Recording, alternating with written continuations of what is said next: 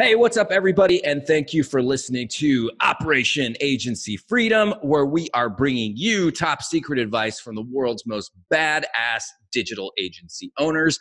These amazing men and women are sharing their stories of how they have built 6, 7, and 8-figure digital agencies and how you can too. My name is Chris Martinez, CEO of Dude, where we help digital agencies by giving them the people and the processes so that they can scale profitably. Today, I am joined by a new featured speaker at big events like DAX and coming soon to the Traffic and Conversion Summit, Mr. Scott Cunningham from, who is the CEO, I should say, of Social Lite. Welcome to the show, sir. Glad to have you on. Thanks a lot for having me, Chris. I bet it gets a lot warmer where you are, so maybe I'd like to be there in person. Well, I mean, here in Canada.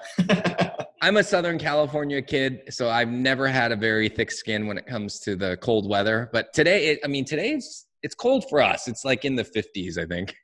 Actually, you know what? I don't know why. I'm not one to really complain about weather. I get used to the cold and I kind of like it. Awesome. Well, that's just one day maybe I'll learn that skill.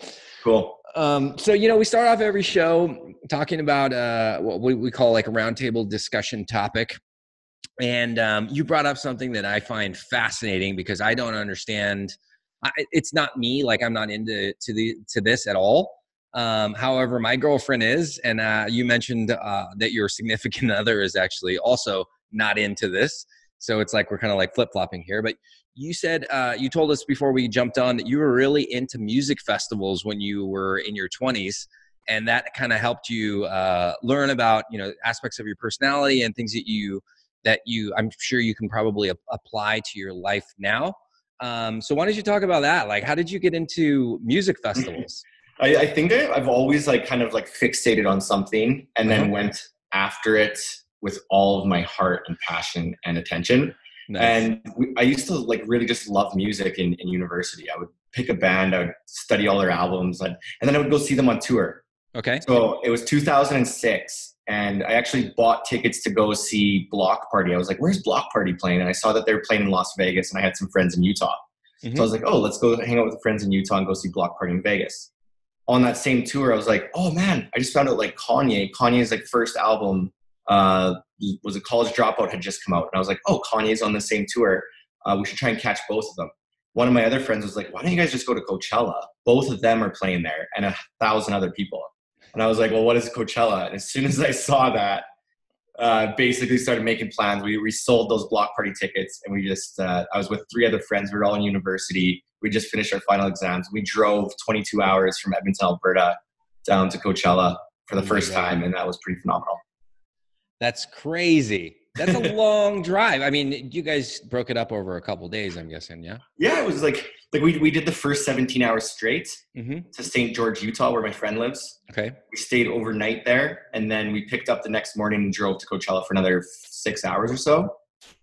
And it was really just nothing we'd ever seen before. We'd never been to California. We're seeing palm trees. We're seeing deserts. We're seeing big crowds and all these bands. It was quite lasting memory for sure. Yeah. So Coachella, to me, Coachella is my personal nightmare. I was telling you this before the show, all those people, sweaty, super loud music, long lines for everything. And I'm sure everything's kind of more expensive than it normally would be. To me, that's my personal hell. Now, if you switch it and it was all dogs, then I would be in heaven. But if it's all people, I'm like, no, thank you. So after that, you told me that Coachella kind of that changed everything, and then you started going to music festivals all over the world, right? Honestly, this is one of the things even before Coachella, I traveled a lot. I visited Thailand and Greece and India and Brazil. I've always been traveling all over the place, but going to music festivals kind of broadened my horizon on different industries too. It really got me thinking globally in a funny, weird way. I'd always go to Coachella and come back to Edmonton oh, okay, now I'm just back in Edmonton, my good old hometown, where it's not big production and global stars and fashion and fun and music and all this kind of stuff. So I think it definitely broadened my horizon on a lot of things. I definitely spent a few years after that exploring festivals in a few other cities. I went to Lollapalooza in Chicago, went to a couple in England, and just kind of, I think in that time, I was still finishing some school. Like I did a university degree, then I went back and did some PR studies. So in between, it was just like, let's go check out bands and global vibes. You know, what I find so interesting is that, like, you know, if you meet a festival person, and I'm not a festival person, so I'm just going to call you guys festival people.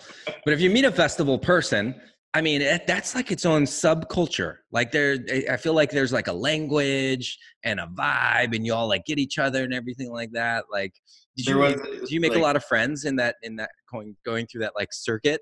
You make a ton. And I remember when I first got into it, it was like a subculture that was like underground culture. And they used to have this blog forum. And anytime the lineup was about to be announced, like people be speculating for a year about who the headliner is. Like, I heard it's going to be Radiohead. Or yeah, exactly. That's exactly what happens. And I'm like, who gives a shit? I heard or like Rage Against the Machine is getting back together to headline and that kind of stuff. Like a lot of speculation. And I remember having a girlfriend at the time that I was dating for like 5-6 years. She's just like, do you even like Prince? Like, I remember one year we went and saw Prince. I was like, yeah, I'm into Prince. That's so funny. So we'll wrap this up right now, but you were telling me that your fiance is like me. Like, she does not care about the festivals.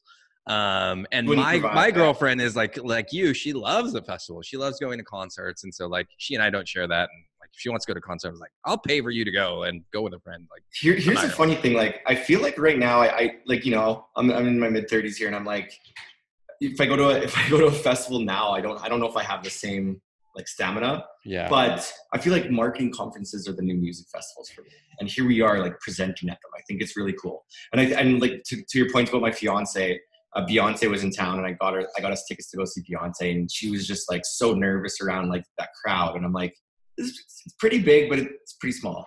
Yeah. But yeah, she couldn't handle it. That's so funny. And it's totally true that marketing conferences are now the new festivals, because I get super fired up for those. Like, that's something that I love. Yeah. I love going to and feeding off the energy of everybody and the speakers and all that good stuff. It all makes sense, right? Like, I do feel like I'd rather go to a marketing festival or marketing conference festival is what to call it. Marketing conference for a few days and just get ready to take everything in. Yeah, dude, we should actually create a marketing conference that we call a marketing festival. That's it right there. Yeah, like I Liz by the URL. Like TNC kind of is the Coachella of marketing conferences, in my opinion. I've always thought that. Dude, that's 100% how to break through to the millennial, early 20s people, and say it's the Coachella of digital marketing conferences. Sold. Exactly. Awesome, man. Well, let's get into your agency, Social Lite, and why don't you start off by telling us, you know, like where did you come from? Like, what were you doing before you started your agency? I guess this ties in with the whole like thing I was telling you about the festivals. It was like around that time I was really trying to figure out the best career path, right? So I finished a degree in psychology. I was working some marketing jobs. I was doing some like guerrilla marketing, experiential marketing, like face-to-face promotions, like promoting brands face-to-face at like markets and festivals too. Like, what does that mean? So there was this one program. It was a Canadian car recycling program. It was called Retire Your Ride. And I would go around Alberta looking for people who were ready to recycle their car, and we'd give them a $300 rebate. So I was collecting cars that should be off the road. And I registered that thing into festivals. So it's all kind of like, now that I think about it, I've never even put this together, but it's all kind of like a similar thing within my personality, where I like to be at festivals and I like to go to events and markets. And I traveled all around Alberta for 2 summers doing this, which was really cool. And when I wrapped up the degree, then I was like, well, I don't know what to do now. And it, you know, believe it or not, your mom or your family or your close family members always have good advice. My mom was like, you'd be really good at PR. I was like, okay, well, I don't really know what that is, but I'm going to go look into it. And when I read about it, you know, it was a match made in heaven right there, where I'm like, okay, this is what I'm going to go do. And then, you know, I got into the PR program. And then at that time I was like, okay, the first time I did the degree, I came out without a job. I didn't have a very good resume. The second time I went and did it, I did everything that I could do to beef up my resume. I wanted the most experience upon completing that second diploma. So I was volunteering. I was working for minimum wage. I was like acting in the university's commercials. I was modeling on the cover of the registration guide. Like, I just went after every single kind of opportunity that came my way while I was doing that program.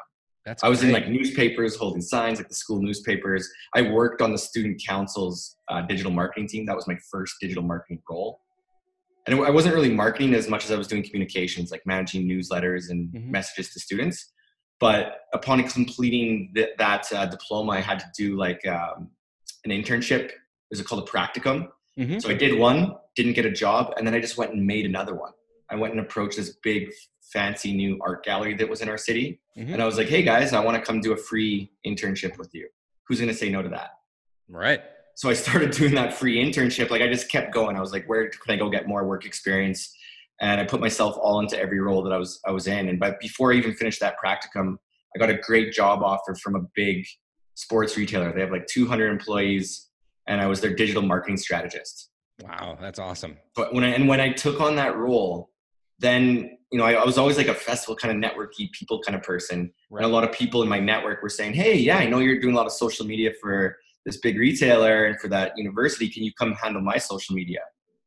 And next thing I know, over the next couple of years, I have 8 clients and I'm working full time in a digital marketing role.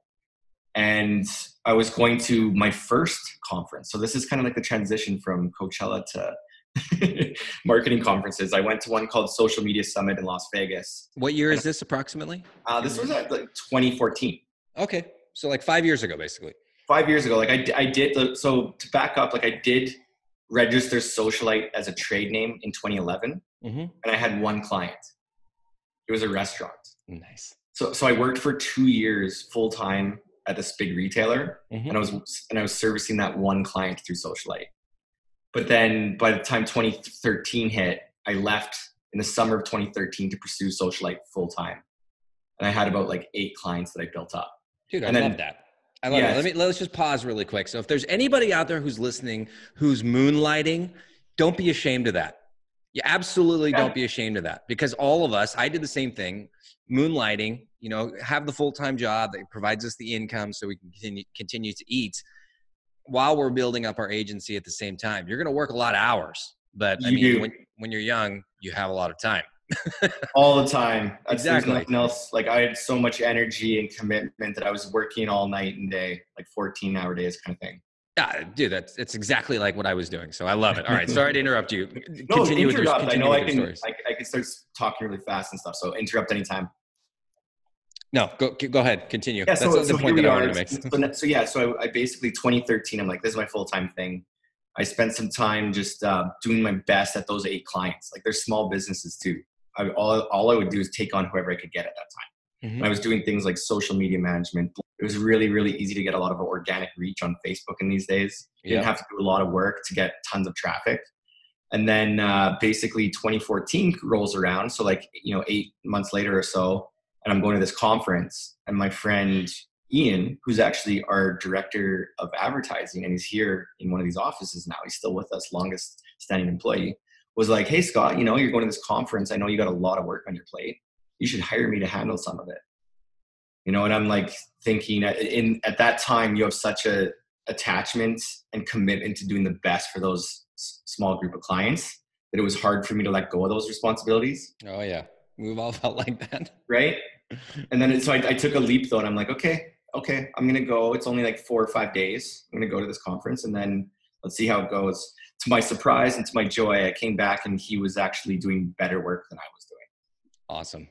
I love stories like that. And that's honestly an eye-opening situation where you're like, oh, it isn't me who's the best service for this client. It's the profession.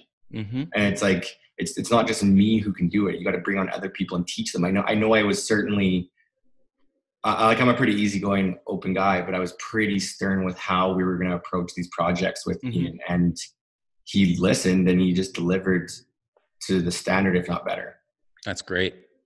So now today, it seems like you're experiencing some success with Social Lite. What is it that you guys specialize in? Yeah, and in those days, 2014, it's funny because we were working with a lot of retailers, but we weren't doing e-commerce marketing for them. We were trying to drive store traffic for brick and mortar stores. And we're like, you know what? There's not these kind of companies don't have big marketing budgets. Yep. And, we want more sustainable clients where we can work with them in the long term and build strategies. So the money seemed to be in B2B for us.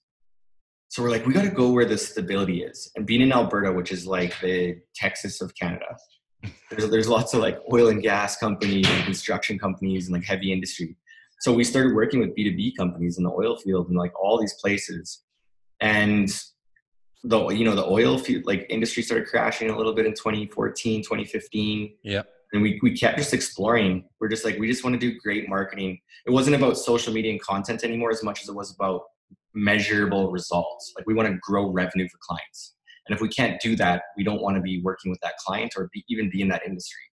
So that's why we started to notice when we were working with e-commerce, nowhere is it more clear and scalable that we're actually making an impact.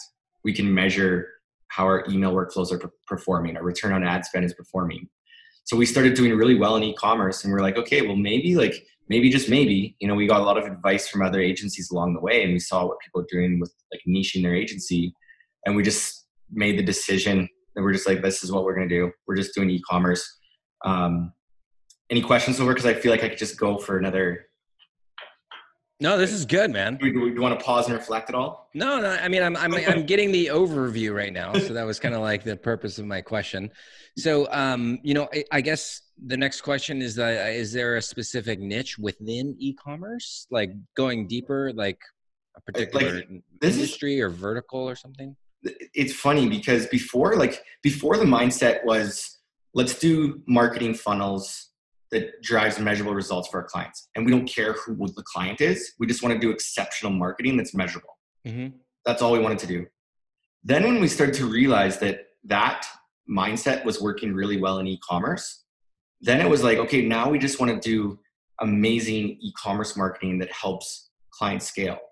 And then we started to realize, well, we're not really comfortable with a million platforms, but we love Shopify. So in a sense, we're not really a mile deep on a specific industry, but we're a mile deep on Shopify. So I guess that's kind of like what they call like horizontal niching. Yeah, I love that. We've actually talked to some other people like who went really deep on the platform or the technology with like Infusionsoft. And now Infusionsoft, that space, if you were just an Infusionsoft agency, there's a million people out there, but at the very beginning, they were the only one. I know a lot of people who are going really, really deep with like HubSpot. So that's great. No, I think that's awesome. Okay, so let me just actually add to that, because this was the first thing we thought we were going to do. When we started working in the B2B space, we're like, let's go mile deep in HubSpot. Mm-hmm. We saw what some of these diamond partners were doing out in Connecticut and Massachusetts. So, we were like, let's go mile deep in HubSpot. We love it. We actually run our whole agency on HubSpot. So we use it for all of our marketing automation, our sales tools. We use the content management system. We have the sales professional account, the marketing professional, and it's a beautiful tool. This thing's like a Ferrari of marketing needs. Mm-hmm. Yet because we started niching and pivoting towards e-commerce, it was just not as needed. So we're using different apps and different tools within Shopify for day-to-day strategies. Nice. So, a second ago, you were talking about how one of the kind of pivot moments for you was that you wanted to focus on the results. You wanted to make sure that you could help these companies scale. Now, how do you guys evaluate which clients you want to work with?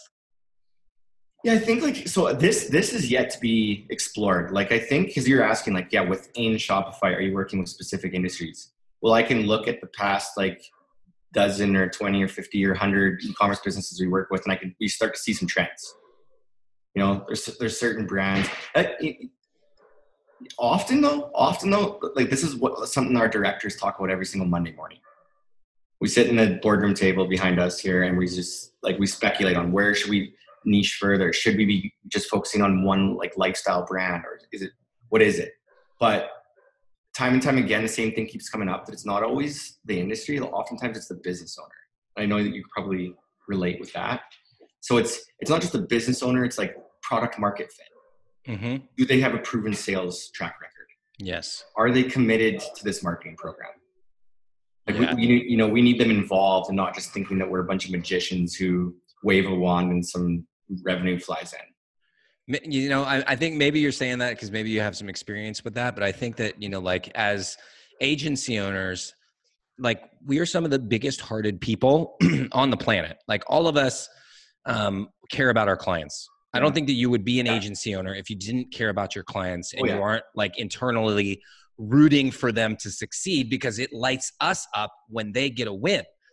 But then, Oh, and the downside of that is that sometimes we overlook some of the problems that exist that are going to prevent us from doing, like, even if we have the greatest sales funnel, the greatest like product descriptions, the greatest technology, whatever, that business owner is going to screw it up somehow. And I think that sometimes because we're so optimistic and we care so much, that clouds our judgment about who to work for.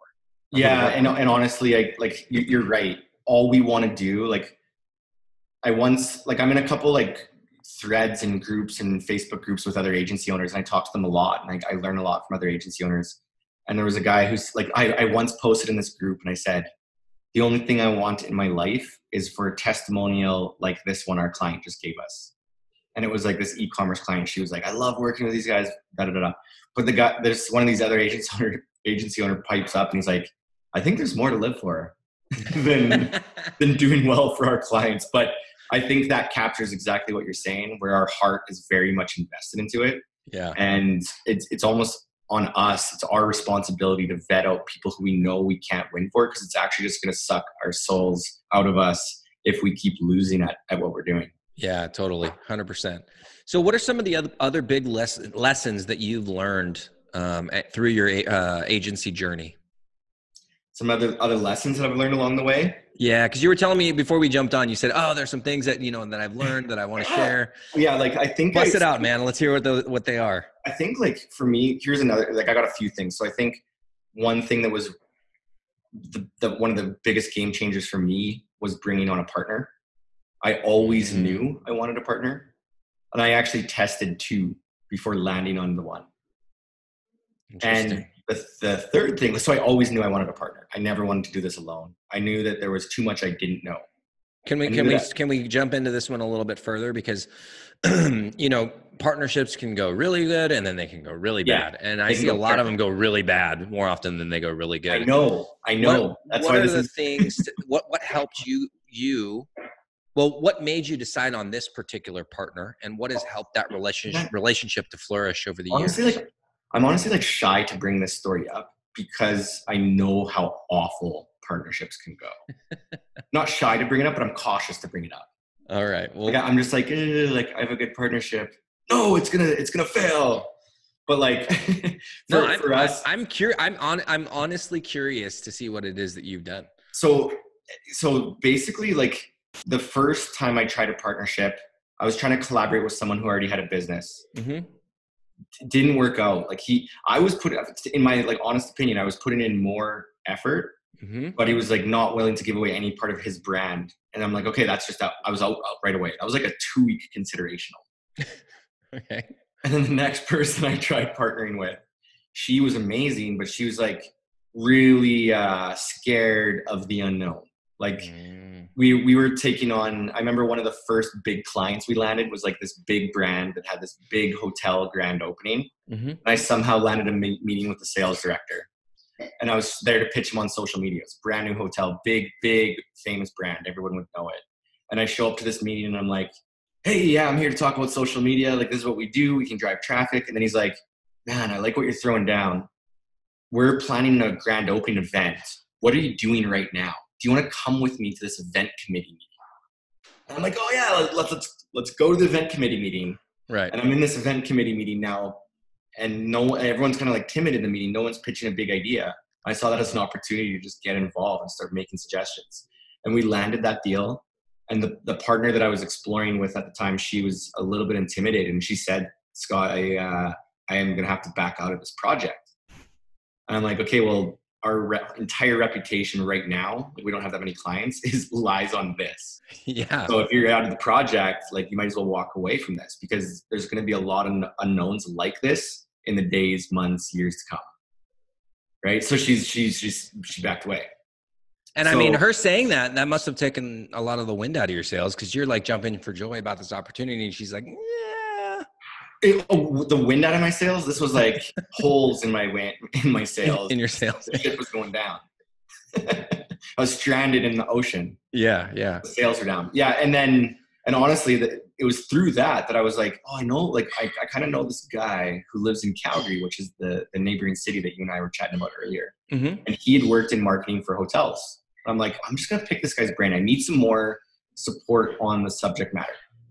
And talking with him, he's like, oh, Scott, I remember you. Like, I'm actually moving to Edmonton. My wife and I are going to like, or he's now married, but my like girlfriend at the time, we're going to start living together. And then I'm like, okay, well, why don't you come work with me? And he was like, I want to work with you. I want to start an agency. I want to do it. And I was like, I like the gusto, but let's just like explore how this goes. But he was always like, I want a partner. And I'm like, it's that kind of attitude that's like entrepreneurial. Yeah. Not like I'm scared to tackle a grand opening event, but like I will tackle anything with you, but I just want to be part of it with you. So what are some of the skills that he has, maybe not necessarily technical skills, but like personality wise, what are some of the things that he has that you don't have? Like, how do you guys complement each other from a personality standpoint? This is like a really, really natural progression too, is that I stopped doing any marketing execution. So I was just working in sales and marketing for our agency, like building partnerships, building affiliate relationships, selling, speaking at events, doing all these kind of like outward things. Podcast interviews. Podcast interviews. Now it's like, definitely that's my thing. But even at the time, I was slowly doing more kind of stuff like that. Yeah. And that was like 2014. Like, I think Simon and I, this is our 5-year anniversary of when we incorporated the business and did the partnership. But he was like, okay, you know what? I'm going to start taking on all the operational stuff. Like, I'm going to manage the staff. Like, he's hiring, he's training, he's like kind of like a client director and operations manager tied into one. And even now he's unloading a lot of those responsibilities onto our 3 directors. But at the time, he kind of just took over all the operations. So he was more of a operational inward guy, and I was like an implementer type of thing. Yeah, no, like just this year I read a book called Rocket Fuel. Okay. That Perry Belcher was recommending at Traffic and Conversion last year. And it's all about how every organization needs 2 entrepreneurs. It needs an integrator and it needs a visionary. Yep. Actually, I'm reading a book right now called Traction that they have basically the same kind of philosophy. That Rocket Fuel's from the same Traction series. Ah, cool. Okay. So it's like the 12th book in the series or something. And when I read that book, I was like, Simon, I remember like scrambling at my phone and like taking photos of some of the pages and like sending it to him. You got to read this because it sounds like us. And we just like naturally progress into those 2 roles. And that has worked well. And I honestly can say that we have never had a major issue in terms of the partnership. Oh, that's perfect. Like when you guys started to kind of find your roles, did you always know that, you know, this is a good thing? Or did you ever have any trepidation about, oh man, I'm giving up something? Or did you feel more like I'm moving into what I'm supposed to be doing? This is like the biggest in this book, Rocket Fuel, they caution that. They're like, as a visionary, you have to be willing to let go of your responsibilities. And that was one of the things Simon said to me. He's like, I'm going to be taking this on. You're not allowed to even look at some of the stuff. That's perfect. Like no micromanaging. I'm like, you know what? At the start, I was like, it has to be this standard, And then I'm like, but this guy, you know, he's got maybe a better grasp on some of these things. So I'm just going to like take that responsibility off my shoulders. So when you're willing to let go and you finally make that leap, it's actually a burden off your plate. And it lets you focus on the areas that you are a little bit better at. Yeah, no, it's so spot on from what I've seen as well. And like, you know, in my own journey becoming a leader, I'm learning that as well. And like a lot of it is just having the humility to say, you know what, I need to step back. This is just not what I'm very good at. And there are definitely people who are better at that than me. And for me to accomplish what I want, I actually have to let go of the reins and let somebody else accomplish what they want too. Do you know how awesome that makes your day when you do that? Oh yeah, absolutely. Like, did you ever, like, if you pass off some responsibility, honestly, if you know that responsibility is looked after and it's in good hands, it really frees up your mind and stress and burden, and you're just like less distracted. Yeah. Oh, 100%. And even within my own organization here at Dude, you know, I'm looking to put people into leadership positions.